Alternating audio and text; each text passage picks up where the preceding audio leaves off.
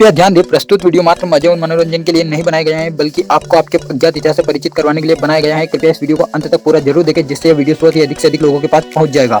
आप इस वीडियो को पूरा देखिए, लाइक करके कमेंट करके आप हमारे कार्य को समर्थन दीजिए। आपके समर्थन से हमारी मेहनत साकार होगी। जिन वीरों ने हमारे लिए अपना सर्वस्व कुर्बान कर दिया है, आज हम उनको जानते तक नहीं। हमारा यही प्रयास है कि हमारा सच्चा इतिहास भारत के घर घर तक पहुंचे। इस मुहिम में हमारा सहयोग करें। वीडियो को पूरा देखिए, लाइक करें, कमेंट करें। तो दोस्तों, बात है लगभग 400 साल पहले की, जब दिल्ली के ऊपर मुगलों का शासन हो गया था दोस्तों।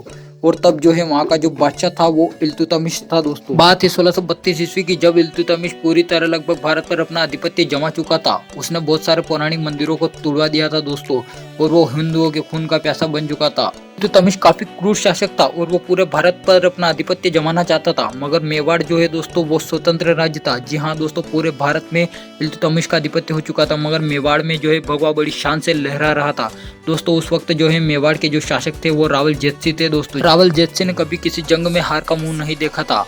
इसी वजह से दोस्तों मेवाड़ भी स्वतंत्र था। मेवाड़ एक संपन्न राज्य था और उसके पास लगभग 1 लाख से भी अधिक सैनिकों की एक विशाल फौज थी, जिसकी बदौलत उन्हें कभी हार का मुंह नहीं देखना पड़ा था दोस्तों। मगर दोस्तों मेवाड़ के ऊपर आने वाले इस खतरे का नाम था इल्तुतमिश, जो कि दिल्ली का शासक था दोस्तों। और उसके पास 10 लाख से भी ज्यादा की फौज थी दोस्तों। मेवाड़ के बारे में जब इल्तुतमिश ने सुना तो उसने तुरंत युद्ध का ऐलान कर दिया और मेवाड़ की तरफ उसकी सेना को कूच करने के लिए कहा। मुगलिया फौज अपने युद्ध के साजो सामान के साथ मेवाड़ की तरफ बढ़ने लगी दोस्तों, और धीरे धीरे उसने मेवाड़ को चारों तरफ से घेर लिया। जी हाँ दोस्तों, एक तरफ 10 लाख की विशाल दिल्ली की फौज और एक तरफ 1 लाख मेवाड़ी शेर। जी हाँ दोस्तों, जब मेवाड़ के सेनापति को इस बात का पता चला कि दिल्ली का शासक इल्तुतमिश ने मेवाड़ को चारों तरफ से घेर लिया और वो मेवाड़ पर आधिपत्य जमाने के उद्देश्य से आया है, मेवाड़ की सेना भी युद्ध के लिए तैयार थी। दोनों सेनाएं आमने सामने थी, बस आखिरी आदेश की प्रतीक्षा में थी।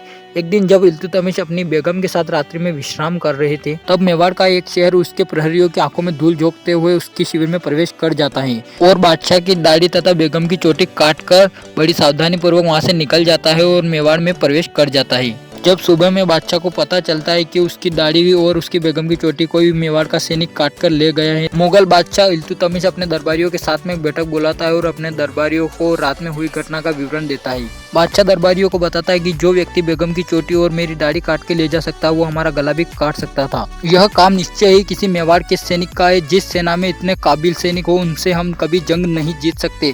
और तुरंत अपनी सेना को दिल्ली की तरफ कूच करने का आदेश दे देता है। रावत जेतसी को जब इस बात की खबर लगती है तो वो काफी ज्यादा हैरान हो जाते हैं और सोचते हैं कि जो सेना मेवाड़ पर आधिपत्य करने के उद्देश्य से आई थी, वो बिना उद्देश्य के वापस कैसे लौट सकती है। उसी वक्त वहाँ पर विहल देव जी चौहान बादशाह व बेगम की कटी हुई दाढ़ी और चोटी लेकर पहुँचते हैं, और तभी रावत जेतसी को जो है वो मुगलिया फौज के वापस भाग जाने का राज पता चलता है। और उन्हें पता चलता है कि विहल देव जी चौहान के कारण ही मुगलिया फौज वापस भाग गई है। मुगल सेना के डर कर भाग जाने की खुशी में दोस्तों जो है विहल देव जी चौहान को जो है रावत जेतसी के द्वारा रावत की उपाधि प्रदान की गई थी।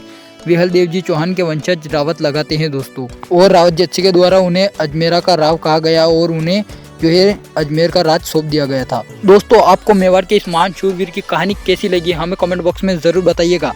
दोस्तों, तब तक के लिए बाय, मिलते हैं नेक्स्ट वीडियो में।